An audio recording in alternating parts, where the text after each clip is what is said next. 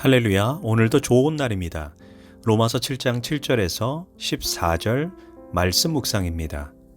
오늘은 죄를 이기게 하시는 성령님이라는 제목으로 말씀을 나누도록 하겠습니다. 폴 워셔 목사님이 어느 교회에서 말씀을 전했습니다. 설교가 막 끝났을 때 9살 정도 되는 소년이 부들부들 떨면서 강대상 앞으로 걸어 나왔습니다. 말씀이 그 어린 소년의 마음에 강력하게 역사하자 두려움에 앞으로 나온 것입니다. 목사님은 강대상에서 내려와 아이야, 무슨 일이니? 하고 물었습니다. 그러자 그 아이가 저처럼 사악한 죄인도 구원받을 수 있나요? 그러자 폴 워셔 목사님은 아니 너가 무슨 잘못을 했는데? 그러자 아이는 엄마 말을 안 들었어요. 그 이야기를 듣자 그 자리에 있던 교인들이 다들 크게 웃었습니다. 엄마 말을 안 듣는 것이 그렇게 떨면서 나와서 고백할 죄라고 생각하지 않았던 것입니다. 그때 폴 워셔 목사님은 교인들을 향해 이렇게 말했습니다. 여러분, 웃지 마십시오. 지금 주님께서 무슨 일을 하고 계신지 아십니까? 하나님께서 이 아이를 통해 우리 모두가 죄에 대해서 가져야 할 올바른 태도를 가르쳐주고 계십니다. 엄마 말을 듣지 않았다는 이 아이의 작은 죄도 심판을 받아 예수님으로부터 영원히 분리된 채 지옥에 가기에 충분하다는 것을 말씀하고 계십니다. 영혼이 건강한 사람은 죄에 대한 감각이 살아 있습니다. 그러나 영혼이 병든 사람은 죄에 대한 감각이 죽어 있습니다. 사실 우리는 죄를 많이 지어야 지옥에 가는 것이 아닙니다. 한 가지 죄라도 그 죄가 내 발목을 잡아 습관적으로 반복적으로 죄를 짓게 될 때 그 죄가 하나님과 나를 갈라놓게 되는 것입니다. 그렇다면 우리가 죄가 무엇인지 깨닫게 하는 것이 무엇입니까? 죄를 깨닫게 하는 것은 바로 율법의 기능입니다. 하나님께서 사실 우리에게 율법을 주신 이유가 하나님 백성답게 사는 기준을 제시해 주기 위함입니다. 바울은 로마서 7장 7절에서 율법에 비추어 보지 않았다면 나는 죄가 무엇인지 알지 못했다라고 말했습니다. 율법은 마치 엑스레이와 같습니다. 엑스레이를 찍으면 눈으로 볼 수 없는 뼈의 상태를 알 수 있습니다. 뼈가 부러졌는지 금이 갔는지 우리는 알 수 있습니다. 그것이 율법의 기능입니다. 율법으로 구원 얻는 것은 아니지만 율법이 없으면 자신의 뼈가 부러진 죄인인지 우리는 잘 모릅니다. 문제는 뼈가 부러진 것을 알아야 치료를 시작할 수 있습니다. 바울은 로마서 7장 7절에서 이렇게 말합니다. 율법이 죄냐? 그럴 수 없느니라. 율법이 탐내지 말라 하지 아니하였더라면 내가 탐심을 알지 못하였으리라. 여러분, 탐심이 죄입니까? 죄라면 몇 년형입니까? 당신은 마음속에 탐심을 품고 음욕을 품었기에 징역 1년을 선고합니다 라는 판결을 들어본 적이 있습니까? 세상에서는 마음속의 죄는 죄가 사실 아닙니다. 그 마음속의 죄가 실제 도둑질을 하고 살인을 해야 죄가 됩니다. 그러다 보니 사람들은 마음속으로 짓는 죄는 죄라고 생각하지 않습니다. 여러분, 다른 사람을 판단하는 것을 스스로 죄라고 여기는 사람이 과연 몇이나 있을까요? 그러나 성경 앞에 서게 될 때 우리는 깜짝 놀라게 됩니다. 그러므로 남을 판단하는 사람아, 누구를 막론하고 내가 핑계하지 못할 것은 남을 판단하는 것으로 내가 너를 정죄함이니 판단하는 내가 같은 일을 행함이니라. 우리가 말씀을 알기 전에 염려가 죄인 줄을 몰랐습니다. 불신자들에게 찾아가서 염려가 죄라고 말해 보십시오. 그 사람이 아마 정신병자 취급을 할 것입니다.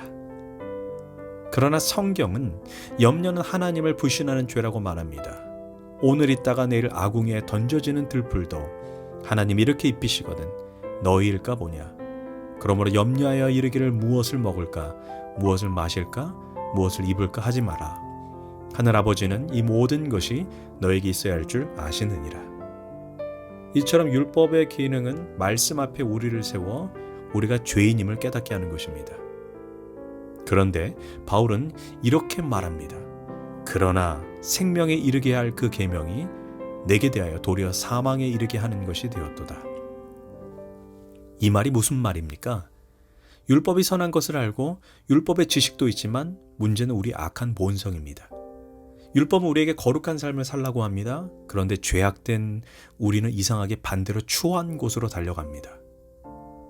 율법은 우리에게 의롭게 살라고 말합니다. 하지만 우리는 의의 말씀을 들으면 반대로 불의로 달려갑니다. 율법은 선한 삶을 살라고 하지만 우리의 발은 청개구리처럼 악을 향해 달려갑니다. 여기에 우리의 고민과 좌절이 있습니다. 요즘 학교마다 성교육이 얼마나 효과적인가에 대한 문제가 새롭게 제기되고 있다고 합니다. 처음에는 성교육이 절대적으로 필요하다고 해서 모든 학교에서 해야 한다는 큰 방향을 일으켰습니다. 문제는 인간의 본성입니다. 통계조사에 의하면 아이러니하게 성교육이 건강한 성적 지식을 준다고 하지만 반대로 성교육 때문에 많은 아이들의 성적인 호기심이 자극되어 성적인 행동이 더욱 빨리 노출시킨다는 것입니다.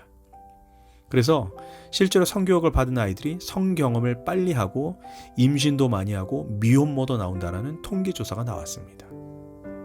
물론 성교육 자체가 문제는 아닙니다. 문제는 부패한 인간의 본성입니다. 이처럼 율법도 선합니다. 문제는 인간의 악한 본성입니다. 인간은 율법을 통해 무엇이 죄이고 무엇이 죄가 아닌 것을 안다 해도 본인이 스스로 죄인임을 자각하고 깨닫고 또한 그 죄를 이길 능력은 없습니다. 이 모든 것은 전적인 성령의 역사입니다. 사도행전 2장에서 급하고 강한 바람 같은 성령이 마가의 다락방에 모인 사람들에게 강력하게 임했습니다. 또한 성령의 말하게 하심에 따라 다른 언어로 말했습니다. 예루살렘의 절기를 지키기 위해 각 나라에서 온 유대인들이 각기 자기의 언어로 하나님의 큰 역사를 듣게 됩니다. 이때 베드로가 성령에 이끌려 말씀을 전하자 그들은 이렇게 반응했습니다. 저희가 이 말씀을 듣고 마음에 찔려 베드로와 다른 사도들에게 물어가로되 형제들아 우리가 어찌할꼬. 성령이 강력하게 역사하자 평상시에는 자신이 죄인이라고 생각하지 않았던 그들이 이제는 자신이 지옥불에 들어갈 큰 죄인임을 깨닫게 된 것입니다. 그래서 가슴을 치면서 제자들에게 우리가 어떻게 해야 하냐고, 어떻게 해서 이 죄로부터 용서받을 수 있냐고 지금 가슴을 치면서 묻고 있는 것입니다. 그러나 문제는 깨닫는 것만으로는 안 됩니다. 인간은 본질적으로 죄악을 이길 힘 자체가 없습니다. 왜 죄가 나쁜 것인 것을 알면서 왜 죄에 빠질까요? 마약이 나쁘다는 것을 알면서, 음란이 죄라는 것을 알면서 왜 헤어나오지 못하는 것일까요? 우리는 본질적으로 죄악을 이길 힘이 없습니다. 죄는 내 힘으로 끊으려고 하면 절대 끊지 못합니다. 로마서 8장 26절에서 이와 같이 성령도 우리의 연약함을 도우신다라고 말합니다. 여러분, 성령님이 우리 안에 계신 이유는 우리의 연약함을 도우시기 위함입니다. 그래서 우리가 성령님께 죄를 이길 수 있는 힘을 달라고 간절히 기도할 때 성령님이 우리 연약함을 도와주시는 것입니다. 예배소서 5장 18절에서 술 취하지 말라. 거기에는 방탕함이 있으니 성령의 충만함을 받으라. 즉 술 취함과 방탕함이라는 죄를 이겨낼 힘도 오직 성령의 역사입니다. 우리의 습관적으로 짓는 그 죄를 끊는 그 능력도 오직 성령의 역사에 달려 있습니다. 우리의 신앙생활의 승리는 우리 옆에 계신 성령을 얼마나 의지하는가에 달려 있는 것입니다. 이처럼 성령님은 내가 얼마나 큰 죄인인지를 깨닫게 하시고 내가 습관적으로 짓는 그 죄를 이길 힘도 결국 성령의 역사입니다. 그래서 우리는 성령님과 동행해야 합니다. 기도하겠습니다. 성령님, 제가 넘어지는 그 죄 한 가지가 나를 지옥불로 끌고 가는 것을 보게 하시고 그 죄악을 이길 힘을 나에게 허락해 주소서. 예수님의 이름으로 기도합니다. 아멘.